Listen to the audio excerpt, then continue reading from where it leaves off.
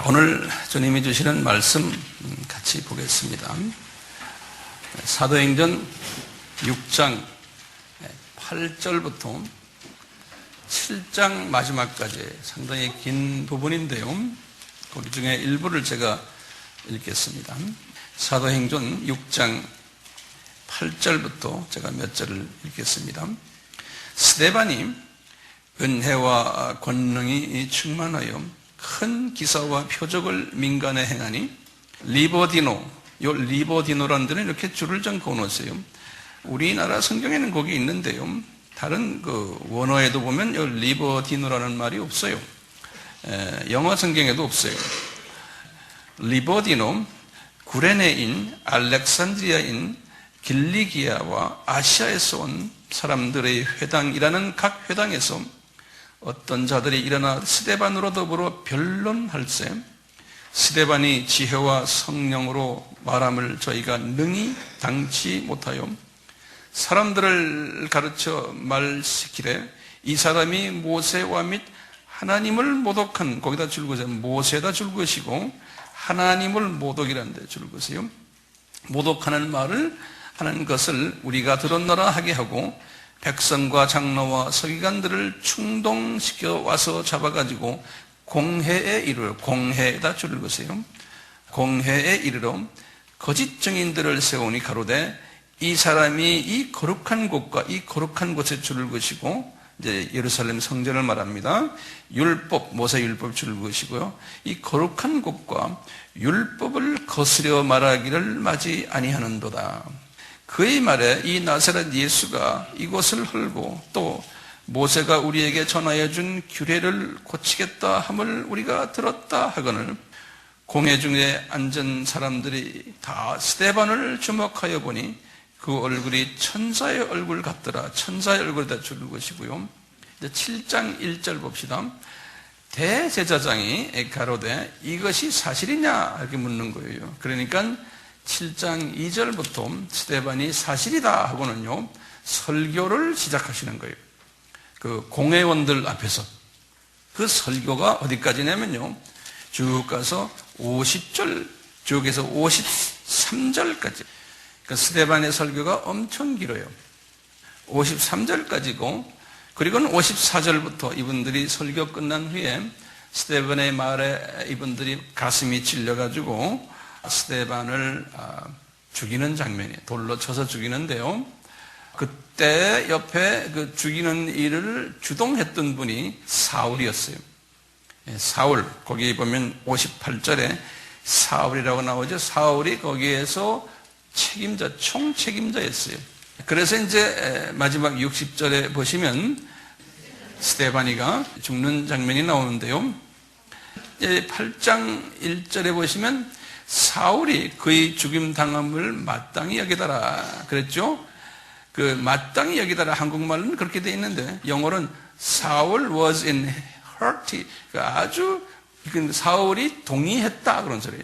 이 사람을 죽이는 데 동의했다는 건 이분들이 사울을 죽이도록 물어보니까 고개를 흔들면서 이렇게 하면서 죽여라. 그러니까 누가 제일 높은 사람이라는 거예요. 이 사울이 제일 높은 사람이었다는 거예요. 네. 이 내용을 이제 배경으로 하고 제가 오늘 스데반에 관계되는 일들을 여러 가지 중요한 말씀들을 하려고 그래요. 지난 시간에 한 걸 간단하게 말씀드리면요, 이제 이 바나바의 모본을 봤죠. 이제 자기 땅을 팔아서 이제 사도들에게 바치는 장면. 그러다가 보니까 아나니아 삽비라도 이렇게 하다가 이제 혼난 이야기. 그 사건 이후에 베드로가 4번째 설교를 했어요. 공회원들에게. 그 후에 이제 4번째 설교가 끝난 다음에 예루살렘 교회가요, 매일매일 성경 공부를 하고 또 집에서도 그렇게 하고 예수님의 정체성에 대한 공부를 많이 하니까 그 교회가 교인이 많이 늘어나서 중형 교회, 대형 교회가 되었는데 특히 제사장 그룹들이 많이 개종을 해서 이 교회에 들어왔다. 이런 이야기가 있었어요. 그러다 보니까 교회가 내적인 문제가 생겨가지고 여러 가지 문제가 있음으로 해서 12제자가 7 집사를 선택한 이야기 기억나시죠? 네. 그래서 이제 이렇게 해서 해결 방법으로 소위 일을 나눴어요. 12제자들은 뭘 하기로 했어요? 기도와 말씀에만 전념한다고 그랬어요. 그거 중요한 개념이에요. 그 다음에 7 집사들은, 안수 집사들은 뭐 해야 됩니까? 이분들은 공개하는 일. 다시 말하면 비영적인 일들. 특히 이제 음식을 나눠주고, 뭐 옷도 나눠주고, 교회 청소도 하고, 그 당시에는 자동차가 없었으니까 주차장 관리는 안 했겠지만, 뭐 여러 가지 건물 관리 등등 비영적인 일에 집사들이 임무를 받은 거예요. 이런 배경 속에서 이제 오늘 말씀이에요. 여러분들 오늘 말씀 딱 다시 보시면은 이 집사들이 성경 다시 열어보세요. 성경을 직접 열어보세요. 지난주에요 6장 7절까지 하셨는데 우리가 7절에 그랬어요. 하나님의 말씀이 점점 왕성하여 예루살렘에 있는 제자의 수가 더 심히 많아지고 허다한 제자의 무리도 이 도에 복종하니라. 사도행전을 보면 그 가다 보면 7절에도 보면 동그라미 쳐놨죠. 옆에 동그라미 있죠. 그러면 그것이 하나의 이게 역사책이기 때문에 이야기를 쭉 하다가 어느 모먼트에 가서 그때까지의 역사적인 일을 하나의 서마리 요약을 탁탁하게 시켜주는 게 있어요. 그 다음에 참 이게 의문되는 점이 하나 있어요. 그 다음에 8절부터 보시면은, 그 8절 보시면, 스데바니가요, 무슨 일을 하냐면, 예루살렘에 지금 와 있는 디아스포라들에게 나가서 복음 전하는 이야기가 나타나요. 그 다음에. 그러면 이 말이 상당히 우리를요, 의문스럽게 만들어요. 최소한 저한테는요. 왜냐? 분명히 안수 집사님들은 이런 것을 하지 않게끔 해놨죠. 안수 집사들은 뭐 하도록 해놨어요? 공개를 하는 일을 하도록 했죠. 나가서 영적인 일을 하도록은 교회법으로는 안 해놨어요. 교회법은 뭐예요? 안수 집사들은 비영적인 일에만 집중해라. 그런데 그런 말을 딱 해놓고는 또 사도들의 잡은 기도와 말씀 전하는 일인데 이렇게 딱 짭을 분명히 이렇게 제시해주고는 그 다음에 성서에 보면 그대로 안 가는 게 있어요. 여기도 보면요. 그대로 안 가는 거예요. 여기에 대한 저 내용을 제가 이제 자세히 설명을 좀 드리려고 그래요. 자, 그러기 전에요. 지금 이렇게 안수 집사까지 뽑아놓고 이 교회가 어느 정도 커졌잖아요. 커졌을 때 그때부터 예루살렘 교회가 어떻게 발전했는지를 누가가 이제 이 사도행전을 쓰시면서 누가가 성령님의 조명에 의해서 이제 가르쳐 주는 거예요. 가르쳐 줄 때 이제 이 사도행전 1장부터요 11장 18절까지 이제 성서를 여시면 11장 18절을 보세요. 11장 18절까지가 예루살렘 교회에 관한 이야기예요. 11장 19절부터가 안디옥 교회에 관한 이야기예요. 11장에서 18절과 19절이 이게 분수령이에요. 다시 말하면 예루살렘 교회 이야기이고 그 다음엔 이제는 무대가 바뀌면서 안디옥 교회 이야기로 시작되는 것이 19절부터예요. 그러니까 이제 주요 인물도 이제 변해버려요. 그 예루살렘 교회의 주축 인물이 누구였어요? 사도들이었지만 그 중에도 베드로예요. 베드로 이야기가 여기에서 이제 그 다음에 조금 더 있지만 일단락 끝내요. 그리고는 19절부터는 이제 다른 사람 이름들도 있지만 거기에 주연이 누구예요? 바울 이야기가 시작돼요. 자, 그런데요. 지금 오늘 지금 본문부터 7 집사를 뽑은 그 순간부터 지금 요 11장 18절까지 그 사이에요. 몇몇 중요한 인물들이 나타나요. 그 인물들 네 분이 딱 나타나요. 네 분의 중요한 인물들이. 그 첫째 중요한 인물이 누구냐면 스데반이라는 사람이에요. 스데반이 6장 8절, 오늘 지금 시작하는 8절부터 8장 3절까지 여기에 스데반이 이름이 나오면서 스데반이가 어떻게 예루살렘 교회에 속해 있으면서 무슨 사역을 어떻게 했다는 이야기가 쫙 나와요. 오늘 그 공부를 우리가 할 거예요. 스데반이는 알다시피 안수 집사고 디아스포라 출신이에요. 이분이 나가서 뭘 했냐면 예루살렘에 방문 온 디아스포라들을 복음화하는 일을 이 사람이 했어요.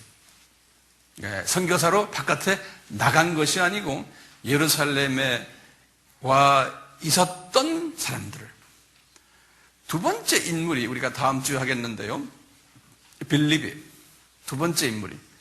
빌립은 똑같이 안수 집사인데 이분은 예루살렘에 와 있는 디아스포라를 상대로 한 것이 아니고 사마리아로 가서, 왜냐하면 이분이 자기가 좋아서 간 게 아니에요. 이미 스데반이 돌로 맞아 죽는 그 순간부터 시작을 해서 하나님이 예루살렘 교회를 흐트러 버렸어요. 그 교회가. 그래서 사도 바울이, 이제 우리 다음 시간에 보겠지만 그 당시에 사울이죠. 사울이요, 주동이 돼가지고 예루살렘 교회 각 가정교회를 다니면서 전부 그냥 사람들을 쫓아버렸어요. 이분이. 그 당시엔 그 예루살렘 교회가 교회 건물이 있었어요? 있었어요? 없었어요? 없었죠. 그분들이 그룹으로 모이는 데가 어디였어요? 솔로몬 행각이었어요. 그러니까 가정교회를 다니면서 이 사울이 그냥 몰매질을 했어요. 자기 이제 똘마니들 데리고요. 그래서 예루살렘 교회가 다 흩어졌는데 이제 유대 지방으로 흩어지고 사마리아까지 흩어질 때 이 빌립 집사가 사마리아까지 가가지고요. 거기에서 사마리아 사람들 상대로 전도하는 장면이 이제 8장부터예요. 그리고는 주님께서는 이 빌립에게 무슨 지시를 하시냐면 너 저 밑으로 내려가 봐라. 가사 지방에 에티오피아의 내시가 너를 기다린다. 그래서 거기 가가지고 에티오피아의 내시한테, 공중 내시예요. 높은 분이죠. 이분한테 복음 전하는 이야기가 이제 나오는 거예요. 다음 시간에 우리 하겠지만요. 그러니까 이분이, 이 필립은 첫 외국인 상대로 아프리카 선교사예요. 또 사마리아인 상대로 복음을 전했던 첫 선교사예요. First missionary. 빌립이. 신기한 게 다 12사도들이 아니었고 안수 집사님들이 이 일들을 했어요. 그렇게 하지 못하게 돼 있는데. 그렇죠? 근데 이 안수 집사들이 한 모습은 우리에게 큰 힘이 되죠. 우리 안수 집사님들. 네? 그리고는 이제 첫 번째 인물이 누구였어요? 스데반이. 두 번째 인물이 필립이. 빌립 다음에, 그 다음에 이제 9장에 들어가서 한 유명 인사가 나오는 게 사울이에요. 우리 사울이 다메섹 도상에서 예수님을 만나는 장면이 9장에 딱 나오는 거예요. 9장 1절부터 31절까지. 이 사람은 다소 출신이고, 이 사람도 디아스포라죠. 그러니까 지금 처음 세 분, 스데반이, 빌립, 그 다음에 사울, 이 다 누굽니까? 디아스포라들인 거예요. 그리고는 사울 사건이 끝난 다음에 베드로의 이야기를 살짝 하면서 베드로가 무슨 일을 하냐면은 9장 32절부터 11장 18절 아까 말한 제일 마지막까지, 그때까지는 누구를 사용하냐면 베드로를 사용해가지고 한 중요한 인물이 나타나요. 그게 고넬료예요. 고넬료는 이방인이에요. 우리 같으면 인천 정도 되는 가이사라래. 거기 그 항구에서 로마 군인 백부장이에요. 근데 이 사람은 이미 유대인 그 구약에 대해서도 알고 유대인 종교로 어느 정도 개종한 사람이에요. 이 사람이 완전히 개종은 하지 않았지만 하나님을 두려워했던 사람, 구약의 하나님을, 이런 사람에게 이 고넬료가 예수님 만나는 장면이, 이 고넬료하고 그분 가족들, 또 그 주변 군인들, 그러니까 이제 완전 이방 로마 사람이 복음 받는 이야기로 이렇게 되어 있어요.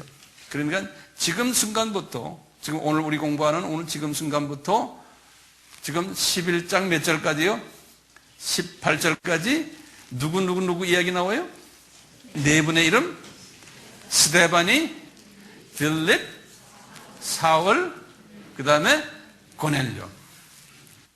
자, 그러면서 이제 우리가 꼭 짚고 넘어야 될 사항이 하나 있어요. 뭐냐면 예루살렘 교회가 해야 될 사명이에요. 예루살렘 교회가 해야 될 사명이 있는데요. 이 사명을 제가 쭉 성서를 보면서 이 5단계의 사명이 있어요. 예루살렘 교회가. 이것이 꼭 우리에게도 그대로 적용이 되는 거예요. 이 사명을 하지 않았기 때문에 하나님께서 예루살렘 교회를 대형 교회가 됐는데 흐트러 버린 거예요. 이 사명을 다하기 위해서. 이 사명이 뭔가 우리 잘 아는 마태복음 28장 19절에서 20절. 그렇죠? 그 다음에 사도행전 1장 8절이에요. 이것은 교회가 감당해야 되는 중요한, 이건 타협할 수 없는 사명인 거예요. 이 사명. 이것을 예루살렘 교회의 사도들께서 이 사명을 잘 감당하지를 못했어요. 사도들이. 왜 못했는지에 대한 내용을 제가 이제 말씀을 드릴 거예요. 자, 이 사명이 뭐냐면, 첫째 사명은요, 이게 단계적으로 되어 있어요. 첫째 사명은 예루살렘 교회의 사람들이 예루살렘에 있는 히브리 사람들을 복음화해야 되는 사명이 첫째가요. 동족들. 우리 같으면 뭡니까? 지금 이 서울과 경기도에 있는 우리 내 동포들을 복음화 시켜줘야 되는 사명인 거예요. 이건 이 사람들이 했어요, 안 했어요? 베드로의 2차 설교, 3차 설교, 4차 설교를 통해서요, 했어요. 그래가지고 약간 5천여 명 플러스 제사장 그룹까지도 복음화가 된 거예요. 그러니까 주님이 숨겨놓은 동족들이 이때의 예루살렘 교회를 통해서 복음화가 된 거예요. 그렇죠? 두 번째 단계는 뭐냐면요, 예루살렘 교회가 해야 할 것이 뭐냐면, 이제는 예루살렘으로 주님이 보내준 사람들이 있어요. 무슨 일을 통해서요? 아니, 처음에 유월절, 그 다음에 오순절을 통해서 와 있는 분들 있잖아요. 그분들을 통해서 주님이 할 계획이 있거든요. 그분들은 주님이 다 계획하신 분들 아니에요. 그래서 그분들이 예루살렘에 있는데 그분들을 향해서 복음을 전해라는 거예요. 하나님이 보내준 사람들을 위해서. 그래서 제일 먼저 베드로의 1차 설교를 통해서 몇 명이 복음화됐어요? 약 3,000명. 그렇죠? 기억나시죠? 3,000명이 복음화돼서 이제 예루살렘 교회에 중요한 일하는 일꾼들이 됐는데, 주님은 그러는 거예요. 교회가 지금 이렇게 커졌어요. 근데 주님은 12 제자들에게도 그렇고 이 7 집사들 중에 특히 이 스데반에게 그러는 거예요. 너희들 지금 교회가 이렇게 커졌잖아. 그런데 이 예루살렘에 아직도 이 디아스포라들, 내가 골라놓은 복음을 받아야 되는 사람들이 있다는 거예요. 아직도. 그러니까 너희들 지금 교회가 좀 커졌다고 괜히 폼재고 이 안에서 북치고 장구치고 하지 말고, 지금 이 속에, 이 예루살렘 이 도시에 복음을 받아야 되는 디아스포라들이 있다는 거예요. 그 사람들 복음화 시켜라. 근데 이 안에서요, 주님의 이 세미한 음성을 들어서 행동화한 분이 누구예요? 스데반인 거예요. 집사님인 거예요. 집사님이. 교회 자체는 못했던 거예요. 우리 AMI가 지금 무슨 사역을 하고 있어요? 이곳에 보낸, 우리나라에 보낸 이방인들을 섬기는 일 하잖아요. 그러니까 우리가 지금 스데반이 하는 그런 일들을 우리가 지금 하고 있는 거예요. 내 민족만 가지고 하는 게 아니고. 그러니까 예루살렘 교회가 해야 할 일들이 이 두 번째 얘기예요. 그 다음에 해야 할 일이 세 번째예요. 이분들이 그 다음부터 온 유대로 퍼져야 되고 사마리아까지 퍼져야 되는 게, 우리 같으면은 이제는 이 경기도에서 다른 지역으로 퍼지고 또 북한까지 퍼져야 된다는 거예요. 이제 그것을 누가 했느냐? 8장에 가서 빌립이 한 거예요. 빌립이. 그것도 빌립이 스스로가 한 것이 아니고 교회가 안 하니까 교회를 흐트러 버려가지고 교인들이 다 그렇게 그 동네로 퍼지면서 거기에 가서 빌립이 그 일을 했던 거예요. 그 다음에 네 번째 단계는 뭐 해야 되는가? 이 사도들이 이 헬라파 유대인들, 다시 말하면 6월절과 오순절에 온 이 사람들, 그래서 이제 예루살렘에 와가지고 복음화가던 이 사람들을 그냥 두지 말고 그 사람들을 훈련시켜서 자기 고향으로 내보내라는 거예요. 미셔너리로서. 이 일들을 예루살렘 교회가 못한 거예요. 이 패턴에 의해서 우리가 지금 하고 있는 게 뭡니까? 우리가 지금 이방인들 불러다가 3년, 4년, 5년씩 훈련시켜서 뭐합니까? 자기 나라로 보내는 일 하잖아요, 저희들이요. 네? 때가 되면 예루살렘 교회가 할 일은 최종적으로 사도들이 사도행전 1장 8절에 순종해야 되는 거예요. 사도행전 1장 8절은 뭡니까? 너희들은 이제는 땅 끝까지 가서 하는데 나의 증인이 되라는 거예요. 증인을 갈 마르투스란 말은 뭡니까? 순교자가 돼야 된다는 거예요. 그 나중에 때가 되어서 12 제자들이 뭐가 됐습니까? 순교자 되었죠. 그렇죠? 그렇기 때문에 우리 교회가 진정 예루살렘 교회가 되려면 우리는 어떤 교회가 돼야 돼요? 교인이 많아지면 좋지만 많아지면은 황 목사도 변질되게 돼 있어요. 나도 사람이에요. 자, 그러면요, 한 가지 이제 우리 질문이 있어요. 이 질문을 우리가 꼭 짚고 넘어가야 돼. 왜 하나님이 12 사도를 쓰지 않으시고 왜 스데바니를 쓰셨냐 이거예요. 지금 이 예루살렘에 와 있는 디아스포라들 복음화를 하는 일에 왜 사도들은 쓰지 않으시고 스데바니를 쓰셨냐 이거예요. 이건 큰 질문 중에 하나예요, 우리에게. 이 당시만 해도 이 12 제자들은요, 그분들을 예루살렘에서 보아도요, 또 매일 솔로몬 행각에 가서 기도할 때도 보면 이분들도 와서 같이 기도할 거 아니에요? 보는데 복음을 전해야 되겠다는 그런 하트가 12 제자들에게는 없었던 거예요. 왜 없었을까? 예. 성서에 보면 그런 하트가 있었다고 써있질 않아요.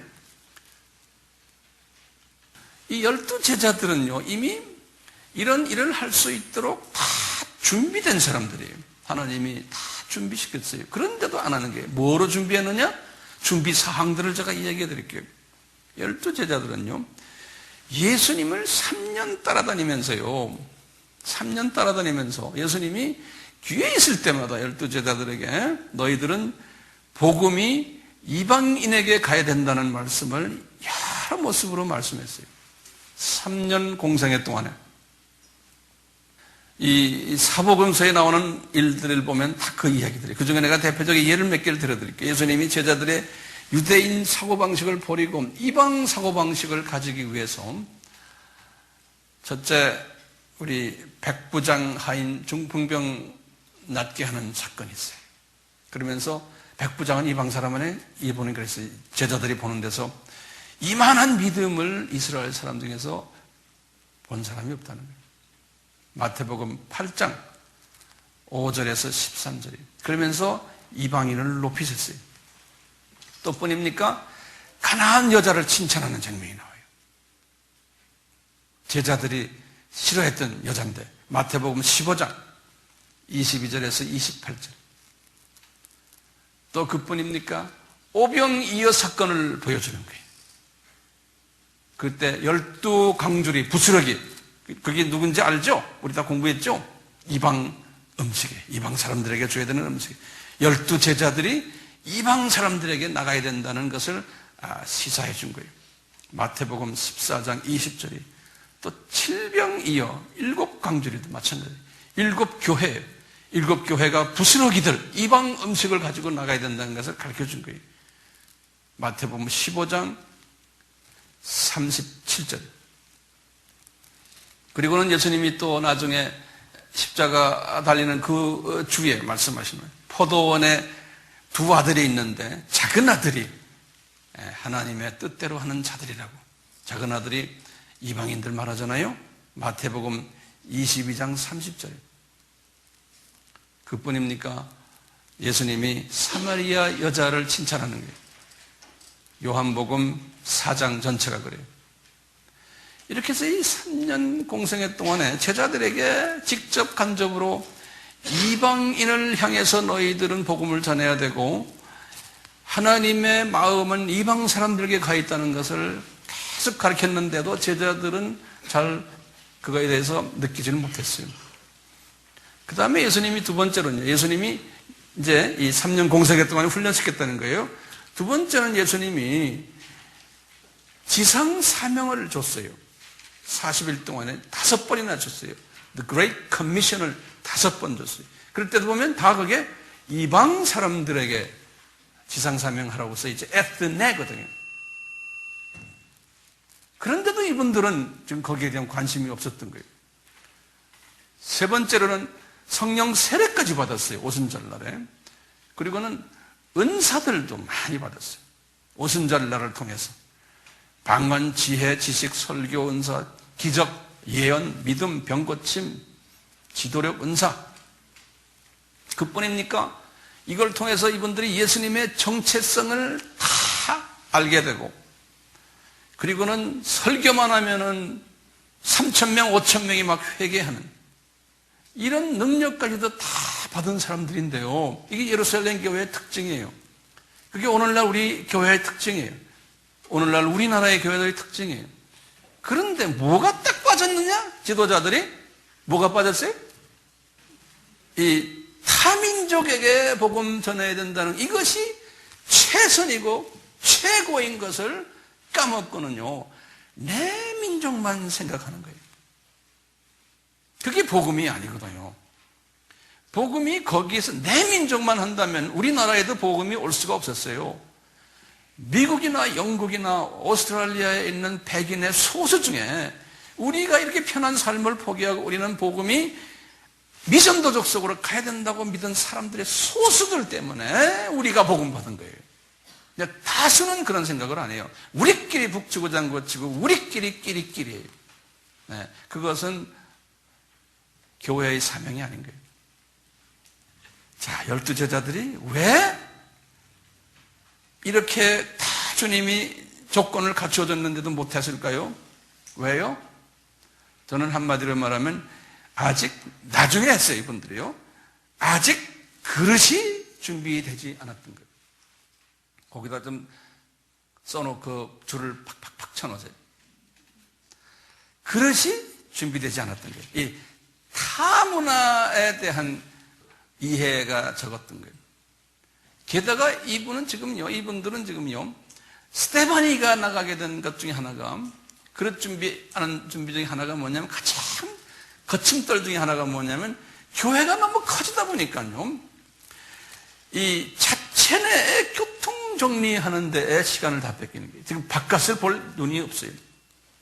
교회 행정, 관리, 유지, 회원, 또 덧불려야 되고 하는 이런 모든 교회 성장에 관심이 있죠. 이 타민족에 대한 생각을 가질 기회가 없는 거예요. 그러니까요, 주님께서 사랑하는 교회들은요, 그냥 놔두질 않아요. 그냥 흩어져 버렸거나 그냥 없애버리거나 그래버려요. 주님 사랑하는 분들이에요. 사랑하지 않는 분들은요, 계속 몸을 불리게 해요. 사람도 계속 몸이 불어나면 어떻게 됩니까? 병들죠?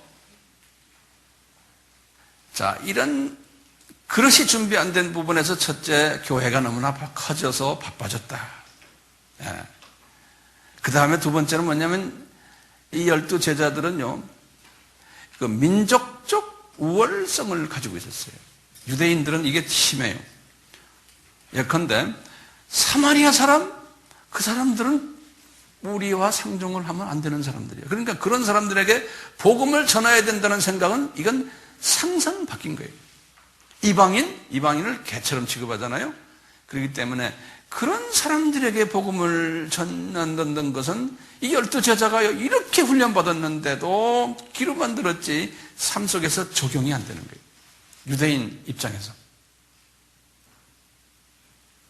또 네 번째로는요, 이분들이 가졌던 사상이 뭐냐면 이와 관계돼 가지고요, 이 복음을 유대인들의 전유물로 생각했어요. 이 12제자들이요. 그래서 우리 나중에 이제 보겠지만요, 이 고넬료의 가정에 가가지고 베드로가 이제 설교를 할 때 이 고넬료 가족들과 주변에 있는 그 같이 있던 분들이 다 오순절 다락방에서 일어났던 성령 세례를 경험했어요. 그럴 때 베드로와 그 밑에 같이 있던 분들이 뭐라고 그랬냐면, 우리가 오순절에 경험했던 것을 어떻게 이방인들이 하느냐 하고는 이상하다 라고까지 표현한 거예요. 그러니까 이게 무슨 말입니까? 이 복음은 우리 건데 어떻게 이방인이 또 이것을 경험하느냐. 사도행전 10장 44절에서 45절에 보면 그런 얘기 나와요. 이런 거에 보태서요, 한 가지 더 말씀드린다면요, 이건 누구나 다 이제 마찬가지, 우리도 마찬가지, 그분들도 또 제자들도 마찬가지예요. 타문학 사람들과 접촉하는 게 이게 불편한 거예요. 그렇죠? 문화적으로도 불편한 거예요. 이게 왜냐하면 가치관과 세계관이 다른 거예요. 문화가 다르기 때문에. 또 그것만이 아니에요. 언어적으로도 불편한 거예요. 그 당시에 이 12제자들은 무슨 말을 썼냐면, 이분들은 히브리 방언을 썼거든요. 히브리 방언이라는 건 아라메익이라고 그래가지고 하여튼 사투리예요. 예수님도 이런 사투리를 쓰셨어요. 아라메익. 그렇기 때문에요, 지금 타문화권 사람들이 온 사람들은 대부분이 디아스포라들이지만 이분들이 헬라말을 썼거든요. 그러니까 헬라말을 쓰는 사람들이, 우리 같으면 지금 같으면 영어예요. 헬라말 쓰는 사람들에 가서 복음 전한다는 자체가 불편한 거예요. 그리고 꼭 통역이 따라다녀야 돼요. 그러니까 베드로도 항상 옆에 베드로의 통역이 누구였어요? 마가였어요. 네. 그러니까 타민족에게 하나님의 메시지를 전한다는 것이 이게 쉬운 것이 아니라는 거예요. 그러니까 우리가 함부로 12제자들 왜 그래, 그 사람들 믿음이 없어, 성령 충만하지 않아, 이거 욕할 수 있어요. 아니에요. 이게 쉬운 게 아니에요. 그러니까 주님은 그걸 다 하세요. 이 그릇이 아직 준비 안 된 거예요. 그렇지만 주님은 그분들을 그런 그릇으로 언젠가는 만드실 거죠. 주님의 뜻을 이루시기 위해서는 그 과정들이 있어요. 근데 신기한 건요, 우리 민족이 참 신기해요. 우리 민족이 지금 선교 많이 하잖아요. 근데 우리 민족은 그릇도 준비 안 됐는데 선교사로 막 나가는 거예요. 그러니까 이것이 성서적으로 비성서적이에요. 서양 사람들은 선교사로 나가려면 보통 2년, 3년 훈련시켜요. 언어 훈련시키고, 문화 훈련시키고, 또 가서 구경도 시키고, 열심히 훈련시켜요. 미국 사람들은 자기네라 말이 영어이기 때문에 영어 교육은 불필요해요. 그런데도 또 그 가는 나라의 언어까지도 다 훈련시켜요. 근데 우리는 보세요. 우리는 그 훈련도 안 되지만 영어 훈련도 안 되는 거예요. 예? 그러니까 인천공항에서 비행기만 딱 탔다 하면 나는 벙어리요. 영어도 안 되지, 그 나라 말도 안 되지, 한국말로만 해야 되는 그런 우리고, 또 우리는 다문화권 사람이 아니고 우리는 단일 문화권 사람들이기 때문에 문화적인 다양한 문화 속에서 산 경험이 없어서요, 우리가 갖고 있는 사고방식이 아주 좁아요. 예, 타 문화를 이해 못하는, 나와 조금 다른 사람은 쟤 왜 저래? 이런 식이고요. 그러니까요, 우리 민족은 성질 급한 데다가 가서 내 스타일을 그대로 막 집어넣는 거예요. 예, 그것도 말도 안 되는 그냥 말로요. 그러니까 이 듣는 사람들이, 우리가 지금 성교는 이 제3세계 사람들 보면 우리 같이 성격이 뜨거운 사람들이 없어요. 알아듣든 못하든 뭐라 그러면 다 알고 보면 몰라요. 이게 싫다 좋다 표현이 없어요. 별로. 그냥 이래요. 네. 그러니까 주님이 우리 민족에 이런 우둔한 부분이 있는데도 주님이 우리 민족을 사랑할 수밖에 없는 게, 우둔한 사람들이 자기 모습도 모르고 그래도 예수님 사랑한다고 뛰는 걸 보고 주님도 위에서 많이 웃으실 거예요. 네. 이제 그러면서 우리 민족은 이렇게 우둔한 행동을 한 다음에 이제 이게 아니구나라고 깨달아서 나중에 거꾸로 가는 민족이 우리 민족은 항상요. 네. 미리미리 하는 민족이 아니에요. 네. 그러다 보니까 이제 요새 이제 각 교회들도 그렇고 아직도 지금 이 일들은 계속하고 있지만요. 그래도 이제 이런 이제 이야기를 나오는 게, 우리가 문화 훈련 받아야 되겠구나, 언어 훈련 받아야 되겠구나. 그러다 보니까 하나님이 우리 민족을요, 많은 젊은이들을 외국에 유학을 보내고 또 많은 사람들을 외국에 이민 보내고 영어권에다가, 그래서 많이 국제화를 시키는 지금 그 일들을 하고 있어요. 좋죠? 거기다 또 외국인들 우리나라에 지금 많이 보내가지고 피도 막 섞으시는 거예요. 네. 이러면서 우리 민족을 이 선교 지향적인 민족으로 주님이 지금 천천히 우리 민족을 지금 만들면서 그 그릇을 그렇게 만들고 있는 거예요. 저도 주님의 뜻에 의해서 이런 생각은 절대 선교사가 되기 싶어서 미국 간 것도 아니고, 주님이 내가 그때 욕심에 미국 유학 가서 나도 성공해야지 하고 갔는데 알고 보니까 이놈의 자식아 내가 너를 선교사를 만들려고 한지는 이제 알겠니? 이제 보니까 알겠습니다. 그러니까 저도요 디아스포라예요. 제가 60년대 말에 떠나가지고 70년대 한국에 없었고, 그 당시에는 이메일이니 뭐 이런 게 없었으니까 한국과 소식이 불통해. 70년대 10년 한국이 없었고 80년대 그 소용돌이 속인 한국에 내가 없었어요. 그러니까 한국이 어떻게 돌아가는 걸 전혀 모르는 거예요. 84년에 잠깐 한국에 들어와서 한 2주 있다가 다시 갔어요. 그러니까 70년대, 80년대, 90년대는 잠깐씩 왔다 갔다. 그러니까 약 한 30년은요 제가 한국에 살지를 않았어요. 가장 중요한 나이에. 그러니까 내가 30대 때, 제 30대 때, 40대 때, 50대, 이 가장 중요한 이 골든 타임에, 이 바깥에서 살았던 거예요. 가만히 생각해 보니까요, 왜 그러셨나? 이 선교를 하라고 주님이 나를 이렇게 훈련시키셨구나. 제가 이 나라에 와가지고 이 이방 사람들이 돌아다니는 걸 보고요, 생각이 탁나. 내가 옛날에 미국에서 살 때 딱 저 모습이었는데, 그것 때문에 제가 주님이 이 이방 사람들을 섬기는 학교를 만들게 한 거예요. 그러니까 경험을 했기 때문에. 그래가지고 주변에 이제 우리 한국 아줌마들, 아저씨들 주변에 같이 합시다 하면 네네네 하고는 왔다가 이렇게 하다가 또 가버리고 왔다 갔다 또 가버리고, 이런 수없는 사람들이 나와 같이 동력하다가 왔다가 또 가버리고 왔다가 가버리고, 그러면서 지금까지 온 거예요. 그럼 외롭게 지금까지 이러고 있는 거예요. 근데 지금 앉아있는 분들은 또 언제 갈지 모르지만 하여튼 저하고 같이 이러고 있는 거예요. 그렇지만 강아지야 짖어라 기차는 간다요. 그냥 가는 거예요. 주님께서 그렇기 때문에 유대인들의 이런 부분들을 아시고 디아스포라를 준비시킨 거예요. 몇백 년 동안이요? 다 공부했어요, 여러분들. 800년 동안.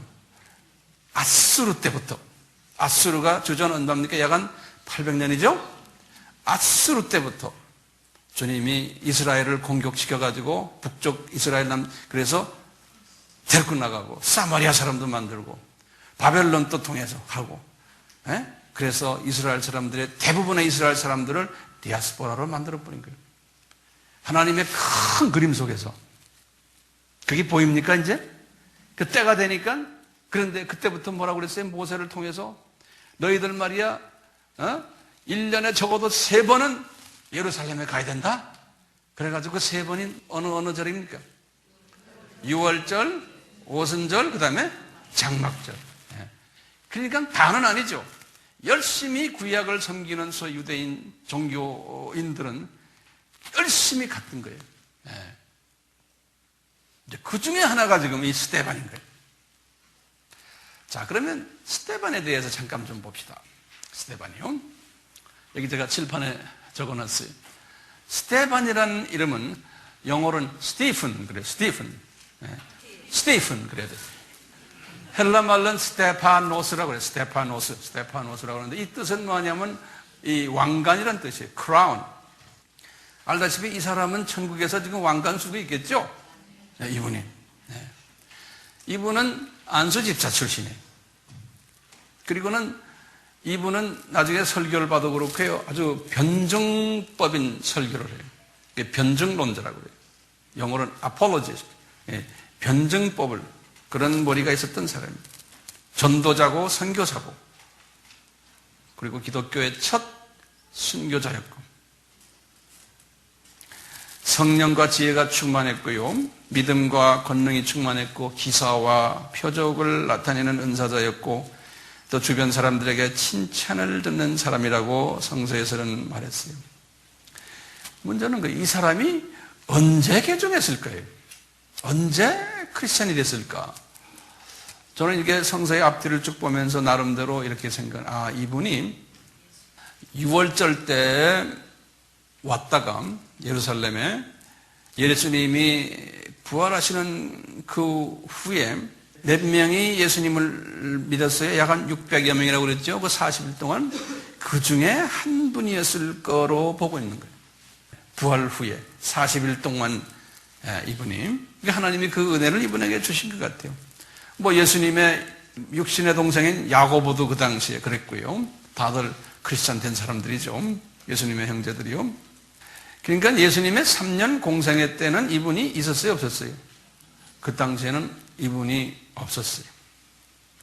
그러니까 12 제자들 외에 70인 그 핵심 멤버들이 있었는데 70인 아마 이분이 그 70인 중에 한 분이었고 나중에 마가의 다락방 120문도 중에 한 분이었을 거라고 우리가 추측을 하는 거예요. 이분이요. 자, 그래서 이제 제목을 하나 바꾸세요. 스데반을 선교사로서의 그릇으로 만든 그 스데반을요, 예수님이 만드신 그 여러 가지 그 준비 아이템들이 있어요. 그래서 여기 간단하게 내가 써놨지만요, 문화적으로, 언어적으로 준비를 시킨 거예요. 스데반은 이미. 그 다음에 영적으로도 준비시킨 거예요. 스데반을. 우선 문화적으로는 우리 그분이 디아스포라 후예니까 이미 다 준비된 거예요. 그러니까 12 제자들은 이 부분이 약했던 거예요. 그러니까 그게 잘 안 됐던 거예요. 근데 영적인 준비는 좀 몇 가지 좀 쭉 적어 놓으세요. 영적으로 어떻게 이분을 하나님이 준비하셨는가요? 문화적으로, 언어적으로도 이미 준비된 데다가 영적인 준비가 따라줘야 되거든요. 그래서 이분들은 어떻게 준비했냐? 이분 이미 경건한 헬라파 유대인이었어요. 그걸 어떻게 하느냐? 6월절 때와 오순절에 예루살렘 방문하는 걸 보면 아는 거예요. 그러니까 이 사람은 구약에 대해서 바싹 했던 사람이에요. 두 번째로 이 사람은 예수님 부활하시고 40일 동안 같이 다녔던 자예요. 이런 부분에서 주님이 준비를 시켰어요. 세 번째로는 예수님의 지상 사명 5번 한 것도 직접 또는 간접으로 들었던 자로 우리가 보는 거예요.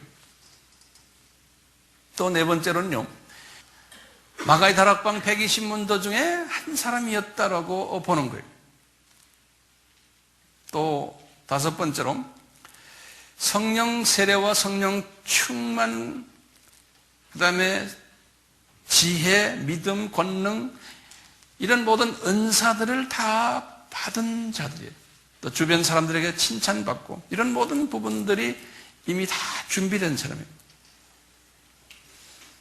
이런 준비된 사람을 하나님께서 쓰시는데요, 이런 사람에게, 이렇게 다 준비된 사람에게 12 제자들이 뭐냐, 스데반아, 너는 그저 공개하는 일만 해라.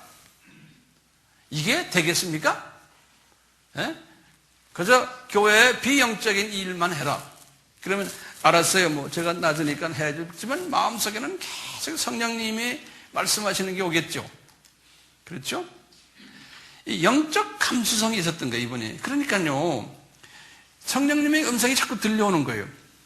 얘야, 저 지금 예루살렘 이 성전 뜰에도 보고 시내에도 보면 디아스포라들이 많잖아. 그분들에게 복음을 전해야 되잖아. 이것이 이분의 가슴을 때리는 거예요. 이분한테 오는 거예요. 저 사람들이 지금 영적으로 배고파 있고 목말라 있고 나그네 되어 있고 병들어 있고 홀벗었고 영적으로 옥에 갇혀 있는 저 모습이 보인다는 거예요. 그러니까 이분이 참지를 못하는 거예요. 교회법으로는 못 나가요. 그저 교회 안에서 너는 그저 교회 허들의 일이나 해라. 그런데 이분은 아니다는 거예요. 교회법이 이 사람의 발과 입을 묶을 수가 없는 거예요. 그래서 이분이 뛰쳐나간 거예요. 뛰쳐나가서 이분이 예수님을 전하는 장면이 오늘 본문의 시작이에요. 가가지고 무슨 이야기 하냐면 두 가지 이야기를 딱 하는 거예요. 이분의 메시지가 뭐냐면요, 얘들아, 이 지금 예루살렘 성전, 저 성전의 주체가 누군지 아느냐? 저 성전의 주체는 예수다 그러는 거예요. 그러니까 이분들이 듣는 분들이, 야, 예수가 오래전에 이 성전 무너뜨려 내가 3일 만에 일으킨다고 성전을 막 무너뜨리려고 했던 아주 나쁜 사람이야. 어떻게 이 거룩한 성전을 무너뜨리려고 하는 사람 보고 그 성전 주인이 그 사람이라고 말하느냐. 여기에 대한 변론이 막 있은 거예요. 그 다음에 이제 두 번째 변론은 뭐냐면요, 모세율법에 관한 변론이에요. 이분이 그런 거예요. 야, 모세율법? 그거 전부 다가 누구의 얘기인지 아느냐? 그러면서 그게 예수님에 관한 이야기라는 거예요. 이걸 어떻게 알아요? 스데반이가 이미 예수님께 다 들은 거예요. 예수님이 부활하실 때 어떻게 했어요? 엠마오 도상에서 가면서 뭐라고 그랬어요? 그 두 제자에게 모세율법이고 뭐 이런 모든 구약에 나오는 이스라엘의 히스토리가 누구에 관한 이야기다? 나에 관한 이야기라는 거예요. 예수님이 말씀하셨거든요.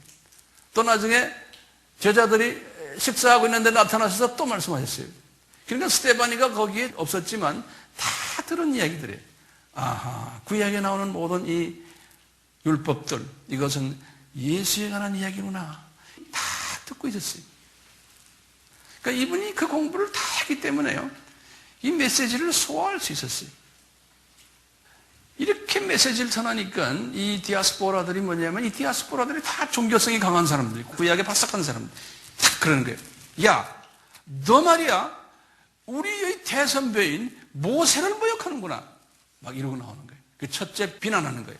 두 번째 비난은 뭐냐? 너희들은 우리의 하나님을 모욕하는구나. 그러니까 신성모독죄예요. 신성모독죄가 걸리면은 어떻게 해야 돼요? 죽어야 되는 거예요. 돌로 쳐서 죽게 돼 있잖아요. 그래가지고 이분들이 말이죠, 스데반이를 데리고 공회원들 앞에 딱 세워놓은 거예요. 공회원들 앞에 딱 서서 이분들이 이 사람이 이렇게 이런 짓 했습니다 하면서 막 하니까, 이제 오늘 스토리 아까 제가 읽은 내용 보면은 6장 마지막에 스데반이의 얼굴이 뭐 같다고요? 천사 같더라 그랬어요. 그래서 내가 거기다 줄을 걸어 그런 게 천사 같더라. 자, 성경에 보면요, 천사의 얼굴처럼 막 빛이 났던 그 또 한 분의 이야기가 있어요. 누구예요? 모세 이야기.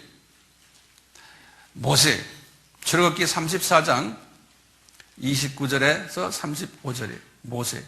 모세가 네 번째로 이제 시내산에 올라갔다가 이제 십계를 받아가지고 들고 내려오는데 모세의 얼굴이 광채가 났다 그랬어요. 모세의 얼굴이. 근데 지금 신약에 와서 스데반이가 지금 광채가 나는 거예요. 천사같이. 참 재밌는 게요. 모세는 그 율법을 들고 내려온 사람이에요. 그런데 그 율법을 이제는 예수 그리스도를 중심으로 해서 율법의 주인이 예수라는 것을 해석한 사람이 누구예요? 스데반이에요. 그러니까 구약의 모든 그 율법 내용의 주인이 예수다라는 것을 해석을 한 거예요. 그러니까 그분의 얼굴이 천사같이 쫙 모세의 그 얼굴이나 같은 얼굴이 된 거예요. 그러니까 우리도 마찬가지예요. 구약의 그림자에서 신약의 예수님의 실체를 외치다 보면 우리도 광채가 나죠. 네. 이렇게 광채난 이 형제 앞에 대제사장도 거기 공회 회원 중에 하나거든요. 그 제일 높은 분이니까 거기서 그런 거예요. 얘야, 이 지금 사람들이 널 여기를 데려왔는데 네가 말한 게 진짜냐? 너 하나님을 모독하고 모세를 모독했느냐? 그러니까 진짜다 그러는 거예요. 그래가지고 이제 7장 1절 얘기, 진짜냐? 그러니까 진짜다. 그리고는 그때부터 성령님이 이 스데반의 입을 열면서 설교를 하게 하는 거예요. 7장 거의 대부분이 스데반의 설교 이야기예요. 그러니까 사도행전 7장은 그러면 스데반의 설교다. 이거 외워둘 필요가 있어요, 없어요? 있어요. 넘버 7이. 자, 그런데요, 우리가 지금 그 전에 누구의 설교를 우리가 들었어요? 베드로가 설교를 했죠. 베드로가 설교를 몇 번 했어요? 4번 했어요. 거기다 좀 적으세요, 이제요. 베드로는 설교를 4번 했어요. 1차 설교가요, 2장 14절에서 36절이에요. 22절을 하려 했어요. 22절. 2차 설교는 3장 12절에서 26절이에요. 14절을 하려 했어요. 3차 설교는 4장 8절에서 12절이에요. 4절밖에 하려 안 했어요. 4차 설교는 5장 29절에서 32절이에요. 3절을 하려 했어요. 이렇게 해서 베드로의 이 4번의 설교를 성경 할애한 절수를 보면 43절이에요. 43절이에요. 베드로의 설교의 핵심 주제가 뭐예요? 예수님의 정체성을 이야기했어요. 예수님이 누구다? 대상이 누굽니까? 디아스포라 유대인과 히브리 유대인과 또 공회원들이. 베드로의 설교가요. 그런데 이 스데반의 설교를 보면요, 이 두 설교를 비교하는 거예요. 스데반의 설교는 단 한 번만 딱 한 거예요. 그런데 스데반은 몇 절을 하려 했냐면, 이 주님께서 이 누가를 통해서, 이 저자를 통해서요, 7장 2절에서 53절이에요. 그러면 51절을 하려 했어요. 베드로는 전부 몇 절이라고 그랬어요? 43절이에요. 그러니까 누구 설교를 더 무게 있게 다뤘어요? 스데반의 설교예요. 최고 사령관 설교보다 안수 집사의 설교를 성경은 더 중요하게 다루신 거예요. 안수 집사들이요, 힘내세요. 이 안수 집사는 설교를 어떻게 했느냐? 아주 크게 그림을 그려가지고 이스라엘의 역사, 이 역사적 접근 방법을 사용하신 거예요.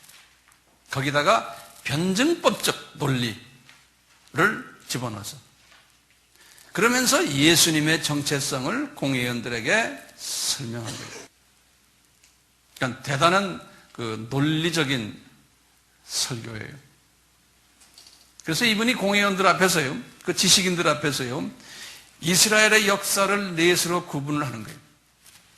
아브라함에서부터 야곱까지 7장 2절에서 8절에, 두 번째는 요셉부터 애굽 노예 생활까지 9절에서 19절, 모세의 출애굽부터 광야 생활 마칠 때까지 20절에서 44절까지, 가나안 점령하고는 이제는 성전 건축까지 45절에서 50절이, 이거 설명을 다 하신 다음에 이분이 이스라엘 역사를 바싹 까는 사람들 앞에서요. 하면서 너희들이 지금 이해하고 있는 이 이스라엘의 이 역사가 거기에 주체가 누군지 아느냐? 그러면서 그 주체가 예수 그리스도라는 거예요. 그 예수 그리스도를 너희들이 죽였다는 거예요. 그러니까 실제로 그 예수를 너희들이 죽였기 때문에 그분은 하나님이시다. 그분은 창조도 되신다. 그 하나님을 죽였기 때문에 너희들이야말로 신성모독한 놈들이다. 이렇게 말하는 거예요. 내가 신성모독한 게 아니고 스데반이가요. 너희들은 지금 내가 신성모독했다고 그러는데 진짜 너희들이 신성모독한 놈들이라는 거예요. 이러고 나오니까 아주 변증법적으로 아주 잘 설명하는 거예요. 그러니까 어떻게 됐어요? 죽이려고 그러는 거예요. 이 스데반의 설교를 이렇게 보면요, 그 안에 우리에게 주는 몇 가지 중요한 정보들이 있어요. 스데반을 통해서 주는 정보들이요. 그 정보 넘버 1. 창세기 12장 1절에서 3절 내용을 이 사도행전 7장 1절, 2절, 3절에서 설명해 줬어요. 뭐냐? 창세기 12장에 보면은 아브라함이 하나님의 음성을 듣고 고향을 떠나라 하고 이렇게 내가 너에게 지시할 땅으로 가라 그래서 너에게 이제 상단 축복과 하단 복을 준 그 내용이 어디서 하냐? 하란에서 하는 식으로 나와 있는데 창세기에서는요. 지금 이 스데반이는 그것을 해석하는 게 아니다. 어디에서 했냐? 갈대아 우르에서 메시지를 받았다는 거예요. 그때 성서학자들은요, 그때가 언제냐? 주전 2106년이라는 거예요. 2106년, 주전. 그 말은 뭐냐면, 아브라함이 몇 살 때예요? 60세 때라는 거예요. 그래서 이제 하란에 가서 15년 계시다가, 이제 창세기 12장 4절에 보면은 75세 되는 해에 가나안에 도착했다는 거예요. 그래서 이제 이 문제를 이 스데반의 설교에서 분명히 우리에게 가르쳐 주세요. 창세기 12장과 스데반의 설교와 이렇게 맞물려 가르쳐 주시는 거예요. 그 다음에 두 번째 우리에게 주는 정보는요, 이 스데반이는 유대인들이 400년간 노예 삶을 했다는 걸 재확인해요. 7장 6절에 보면요. 이것은 아브라함에게 예언하신 창세기 15장 13절과 일치돼요. 그런데 출애굽기 12장 40절에 보면요. 430이라는 숫자가 나와요. 근데 그 430을 어떻게 이제 우리 한국 성경에 써 있냐면 애굽에 거주한 지는 430년이었더라 그랬어요. 그러니까 그걸 잘 들으셔야 돼요. 그러니까 애굽에 거주한 지는 430년이니까 노예로 있은 지가 아니에요. 창세기 15장이나 사도행전 7장에서는 노예 생활을 400년 했다는 거예요. 그런데 애굽에 거주한 것은 430년을 했다는 거예요. 그러니까 어떻게 되고 첫 30년은 누구의 시간이에요? 요셉이 총리 대선에 있었을 때. 그러니까 그 당시는 아니라는 거예요. 노예 생활이 아니었다는 거예요. 이것도 이제 이 스데반의 설교에서 우리에게 다시 한번 확인시켜 주는 거예요. 400년. 그리고 430년. 요거 잘 이해되시겠죠? 세 번째 우리에게 주는 또 정보는요. 이제 이게 조금 문제되는 정보예요. 뭐냐? 14절에 이 스데반이가 뭐라 그랬냐면 이스라엘 사람들이 이제 야곱을 만나러 다 이제 애굽으로 내려갔는데 75명이었다 그랬어요. 75명. 그런데 창세기 46장 27절에는 70명이라고 그랬어요. 그리고는 출애굽기 1장 5절에도 70명이라고 그랬어요. 근데 왜 75명이냐? 근데 이 70인역을 보면요. 70인역이라고 들었죠? 셉투아진트라고요. 이 70인역에는 75명이라고 기록되어 있어요. 그럼 도대체 그 5명의 차이가 뭐 어떻게 해서 나느냐? 그럴 때 이제 우리가 추측하는 거예요. 그 5명은 요셉의 아들들 5명을 이야기한다. 그러니까 요셉의 아들들 누구 있어요? 5명 중에 므낫세과 에브라임 있잖아요. 그 외에 또 이제 아들들 이렇게 해서 5명이고 5은 누구냐? 요셉의 아들들이다. 이렇게 생각하는 거예요. 그러니까 그 사람들은 위에서 내려온 사람들로 보지 않고 요셉이 아래에 있기 때문에 그러니까 요셉의 아들들 5을 그냥 하나 묶어서 그렇게 생각할 때는 75명이고 위에서 요셉 식구를 빼고 위에서 내려온 분은 70명이다. 이렇게 우리가 이해하면은 이 부분이 정리가 돼요. 그 다음에 네 번째로 하나만 더 해요.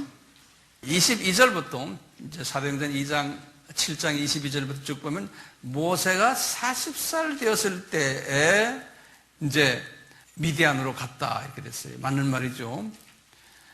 그런데 이 말과 보탬에 대해서 주는 성경 구절이 뭐냐면요.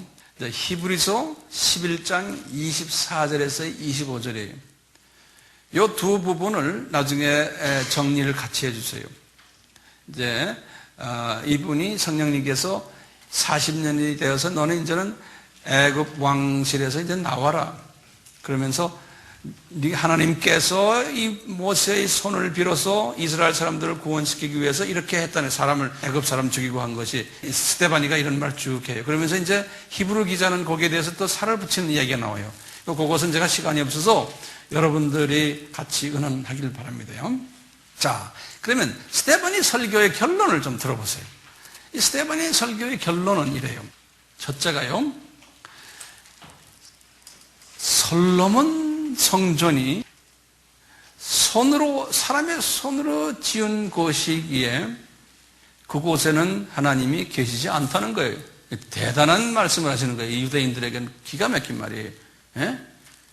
지금 48절, 49절에 그러는 거예요. 이 성전은 예수 그리스도의 그 그림자라는 거예요. 본체는 예수님이라는 거예요. 그런데 이제 유대인들은요, 시편 27편 4절에 보면요, 이 성전에는 하나님이 계시고 하나님을 만나는 곳이 성전이라고 그랬어요. 근데 지금 신약에 와서 지금 스데반이는 안수의 집사가 중요한 신학적인 이 이슈를 정리하는 거예요. 그것은 하나의 이제는 거울이다. 하나의 그냥 그림자다. 거기에 이제는 예수님이 안 계시는 거예요. 그러면서 이제 이분이 설교하는 거예요. 우주 만상에 예수님이 다 계신 거지. 이제 성전 그 안에서 감옥에 들어가서 갇혀 있는 분이 아니라는 거예요. 근데 우리는 지금 가끔가다 그랬죠. 이 건물 지어놓으면 그 안에 예수님이 계시다. 물론 계시죠. 무소부지하시니까 그렇지만 거기에만 계신 분이 기다 아니다? 아니에요. 두 번째로 이제 이분의 설교의 결론은 이거예요. 너희는 그러는 거는 공회원들이에요. 아주 구약의 바삭한 사람들이에요. 너희는 목이 곱고 마음과 귀에 할례를 받지 못한 사람들이라는 거예요. 51절에 그랬어요. 그러니까 너희들은 이게 하나님의 뜻이에요, 아니에요? 이게 하나님의 뜻이에요. 그렇게 만들어 놓은 거예요. 나중에 우리가 잠깐 보겠지만요. 그 다음에 51절 너희도 성령을 거스른 자들이라는 거예요. 그 다음에 그게 세 번째예요. 네 번째는 너희들이 예수님이 오신다고 외친 선지자들을 핍박하고 죽인 자들이라는 거예요. 52절에. 그것뿐이 아니라 다섯 번째는 너희가 그 예수님을 너희가 잡아가지고 죽였다는 거예요. 52절에.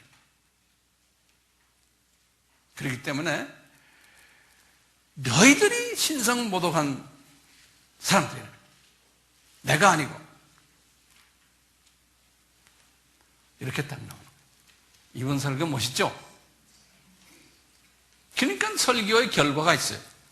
결과가 어떻게 나타나느냐? 이 공회원들이 이 말을 듣고는 마음에 찔렸다 그랬어요. 이 마음에 찔렸다는 게 이거 보면 디아프리오라는 헬라 말 썼는데요. 마음에 찔렸. 영어로는 cut to the quick 그래서요. 이 톱질을 하고서는 막 조각조각 낸다는 그런 의미가 있어요. 이 마음에 찔렸다는 게요. 예. 이 사람들이 지금 자기네가 그렇게 경외하는 그 하나님을 이 안수 집사가 아주 그냥 예수님을 부각시키면서 예수님과 연계시키는 이분들이 그냥 뭐 갈기갈기 찌기는 게 마음에 이렇게 하고 있는데 막 얼굴에 그냥 그게 나타나는 게 그런데 스데바니가 영안을 탁 주군요. 하늘을 우러보면서요. 성부 하나님의 영광을 보고 예수님이 그 옆에 탁 서 계신 것을 보았어요. 지금 그런 이 장면 속에서요. 예수님이 이렇게 보좌의 모습을 이분이 본 거예요. 네. 그러니까 이제 그러면서 이제 스데바니가 하는 소리 그 종교인들 앞에서요. 보라. 하늘이 열리고 인자가 하나님 우편에 앉아 계시는구나. 이렇게 딱 말을 하는 거예요. 공회원들이 그 모습을 보면서 큰 소리 지르면서 그 말하는 걸 귀를 막았다고 그랬어요. 자기네가 스데바니가 이런 말하는 걸 귀를 막군요. 스데바니를 잡아다가요. 예루살렘 성 밖으로 끌고 가가지고 내쳐버렸어요. 그리고는 돌로 막 친 거예요. 하도 여러 사람이 돌로 치니까 이 사람들이 땀이 나가지고 옷을 다 벗은 거예요. 돌 치는 게 힘들어가지고. 그래서 거기에 사령관이 사울이 딱 이래라 쳐라. 사울 발 밑에다가 다 그분들의 그 벗은 옷들을 놨더라 그랬어요. 그 장면을 지금 예수님이 다 보고 계신 거예요. 보시면서 사울아 이놈아 너 나중에 너도 이제 이렇게 혼날 거다. 주님이 큰 그림 속에서 다 볼 거 아니에요? 사울도 나중에 삼층천 구경을 이 스데바니처럼 하잖아요. 나중에. 그렇지만 그 당시에는 몰랐잖아요. 스데바니가 이제 돌로 맞고는 이제 거의 죽게 되었을 때 이분이 그러는 거예요. 내 예수여. 지금 예수님을 딱 보고 이야기하는 거예요. 내 영혼을 받으시옵소서. 내 영혼은 거기서는 my spirit 그랬어요. my spirit은 원어로 뭐죠? 푸뉴마. my 푸뉴마를 받으십시오. 다시 말하면 나의 생명을 받으십시오라고 해석하시면 되겠어요. 그러면서 이분이 무릎을 탁 꿇고는요. 주여 저희들의 죄를 저들에게 돌리지 마옵소서 이런 말을 하는 거예요. 이 말은 누가 이런 비슷한 말 했어요? 예수님이 했었지요. 누가복음 23장 34절에서. 그러니까 예수님도 유대인들의 죄를 용서해 주는 것을 원하셨어요. 그리고 지금 스데바니도 그게 성령님이 그분들의 입을 통해서 말씀하시는 거예요. 왜요? 유대인들이 지금 이런 나쁜 짓을 하지만 언젠가는 그분들이 구원받아야 안 받아요. 구원을 언젠가는 받기 때문에 이렇게 스데반을 통해서 다시 블레싱 내려주시는 거예요. 쟤들이 지금 몰라서 그렇다. 하나님의 지금 계획이에요. 이분들이 이렇게 하는 것도요. 그리고는 스데바니가 잠을 자더라 그랬어요. 이분이 잠을 자고는 순간에 깨어서 어딜 가요? 낙원으로 간 거예요. 부활하셔가지고. 그 순간에. 오늘 부활절 아니에요? 스데바니가 부활하셔가지고.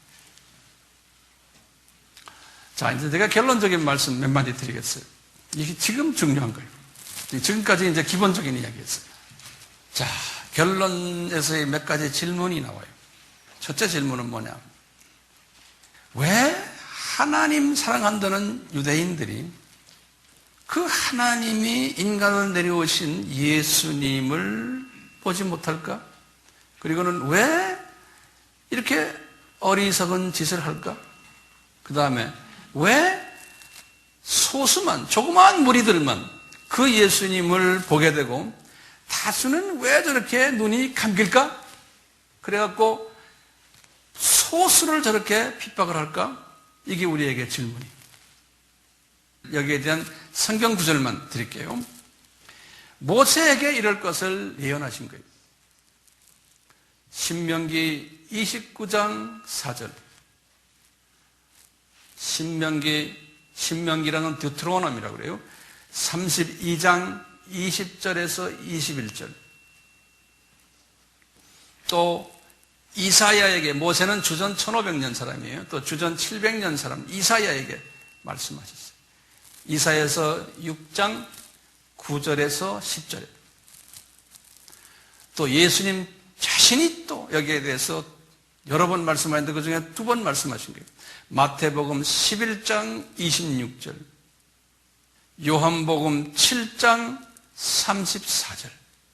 이것을 또 바울에게 또 확인시켜줬어요.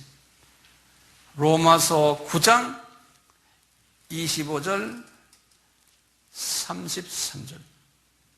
그러면서 이것은 바울도 이것 때문에 고민했거든요. 왜냐하면 바울도 유대인이기 때문에.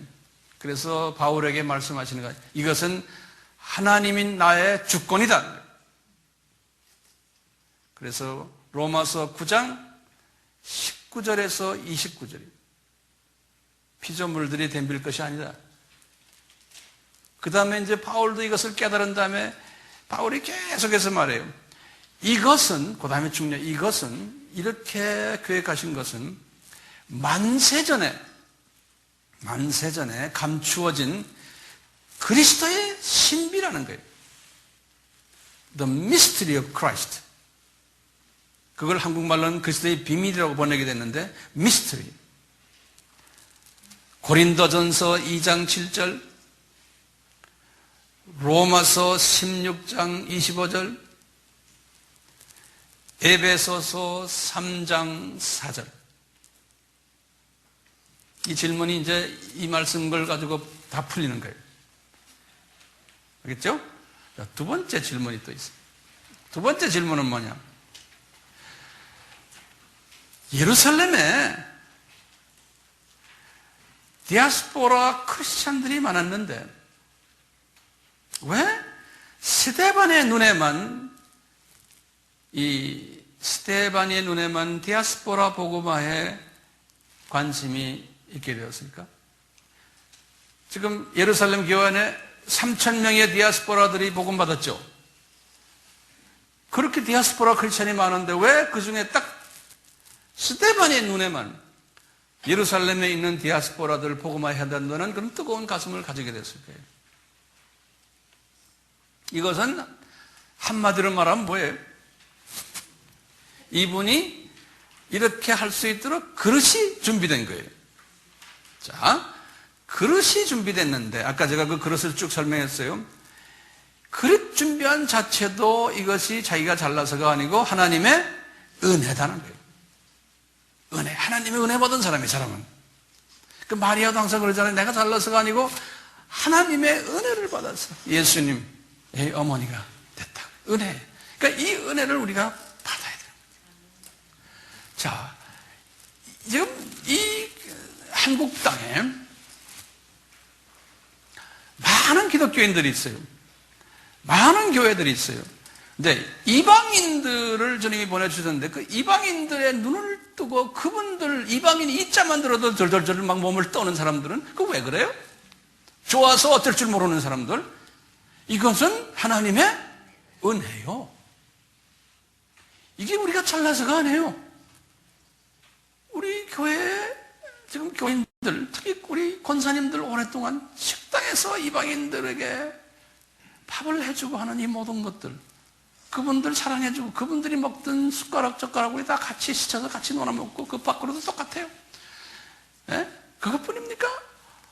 여러분들이 헌금 내는 대부분의 헌금들이 다 이 사람들 식대, 난방비, 전기료, 물값, 우리 봉목사님 봉급, 학교 운영비 다 전액 장학생들이기 때문에 여러분들이 지금 낸 이 헌금이 다 거리로 들어가는 거예요.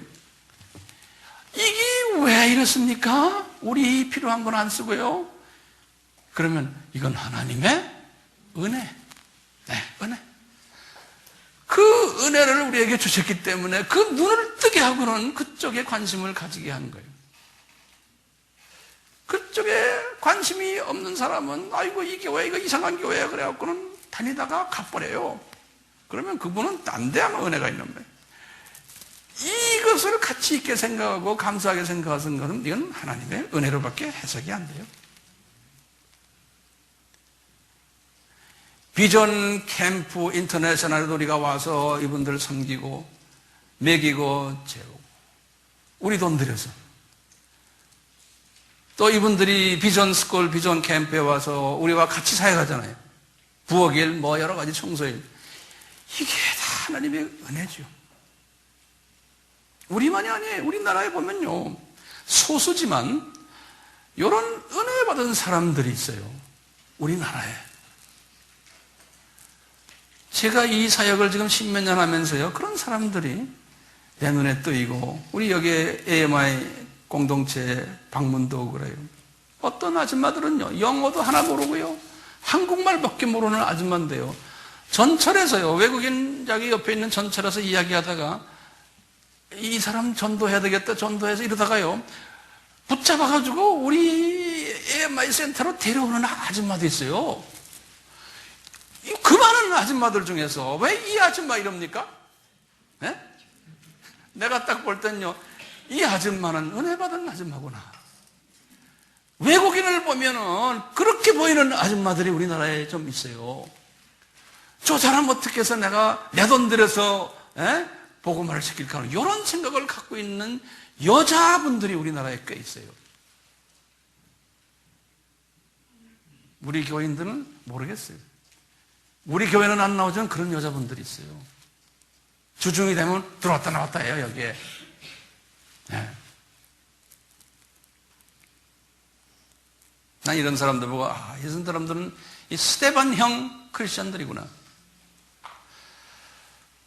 우리나라만이 아니거든요. 제가 20대 미국에 유학을 가가지고요. 당시에마다 우리나라가 가난했기 때문에 저 갈 때 돈 미국에 떨어져 200불 들고 갔다가 100불 써버리고 또 이렇게 해서 한 100불 정도 들고 미국에 떨어갔는데요. 아무것도 없는 가난한 나라의 유학생으로서요. 그럴 때마다 학교에 딱 있으면요. 학교에 보면 외국인 유학생들을 도와주는 백인 아줌마들, 아저씨들이 있어요. 그 사람들은 돈 받고 하는 게 아니에요. 꼭 보면은 그런 사람들이지. 우리 같이 불쌍한, 그 사람들이 우리를 볼 때는 불쌍하게 보이는 거예요. 얼굴도 자기 노랑 얼굴에 뭐, 우리는 대단한 것 같지만 그 사람들이 우리를 볼 때는 상대적으로 볼 때는 우리를 불쌍하게 보는 거예요. 네. 와가지고 주말 되면요, 우리 집 가서 식사하자 그러고 우리를 데리고 가야, 우리는 불편하죠. 뭐 양식 먹는 게 뭐가 좋아요? 안 그래도 기숙사에서 계속 양식 먹었는데. 그렇지만 차 가지고 와서 우리를 데려가요. 가가지고 앉아서 뭐 지네끔 막 먹이고 이래요. 그러면서 이 사람들이 왜 이럴까? 그런데 이게 스테반 크리스찬들이 우리를 교회를 데리고 나오고 싶어서. 난 장로교 출신인데요. 그러다가 나는 나중에 베프티스트 교회 가가지고요. 막 베프티스트 구경도 하고 그랬어. 왜? 그 사람들이 그러는 거예요. 또 이런 사람. 이런 사람이요. 단 나라에 가면 꼭 있어요. 소수예요. 지금 우리나라에도 있는 거예요. 이 예루살렘 교회도 방시 보니까 그 스테반 같은 사람이 있었어요. 자, 이랬지만 그러면 12사도들은 뭐냐? 안 했으니까. 그분들이 안 한 이유는 아직 그릇이 준비되지 않아서 그런 거예요. 주님께서는 이분들을 스테반보다 더 이제 멋있게 쓰실 텐데 그릇이 준비되지 않았으니까 이 모든 문화적인, 언어적인 이런 모든 영적인 부분 이걸 충분히 훈련시킨 다음에 이분들이 나중에 땅끝까지 가는 정인들이 된 거예요. 그래가지고 이분들이 다 순교자들이 되어버린 거예요. 그러니까 주님이 결정한 사람은 내가 너를 쓰겠다 하면요. 당장은 아니더라도 주님께서 그릇을 그렇게 만들어가지고 어느 정도 이제 그릇이 다 되면 쓰신다고요. 우리 AMI 교회 여러분들 오신 이유는요. 이 그릇 준비하는 일들 때문에 오셨어요. 그래서 언젠가는 이제 주님이 잡아서 쓰실 거예요. 안 쓰려고 도망가요? 택도 없는 소리. 도망 못 가요. 주님이 쓰시겠다 하면요. 그러니까 지금부터 알아서 기셔야 돼. 쓰시려면은 셀 모임에 열심히 나와 공부하시고 정말 주님을 향한 메시지를 다 공부하시고 외우시고 가르치시고 이 준비를 하셔야 돼요. 그러다가 나중에 이제 나이가 차면 주님이 데려가시면 우린 가는 존재들 아닙니까? 죽을 준비하시라는 거예요. 예수님 만날 준비를 하시라는 거예요. 왜? 주님께서 내가 너를 쓰겠다 그러면요, 지금은 준비 안 돼도 주님 쓰겠다 하면 쓰시고 마세요. 그러니까 준비하시라는 거예요. 12 제자들도 그 당시에 준비 안 된 모습 우리가 좀 보잖아요. 그렇지만 주님이 쓰셨어요. 그분들을. 때가 되니까. 같이 기도합시다. 예수님, 예루살렘 교회를 통해서 우리에게 베풀어 주신 주님의 메시지를 상고했습니다. 우리 각자에게 메시지를 던져주셔서 주님이 쓰실 만한 그릇이 되도록 우리를 계속해서 주물러 주시고 또 이렇게 모양새를 만들어 주셔서 우리 주님이 요긴하게 쓰시는 그릇들이 되도록 우리에게 이 복을 허락해 주시옵소서. 예수님의 이름으로 기도드리옵나이다. 아멘.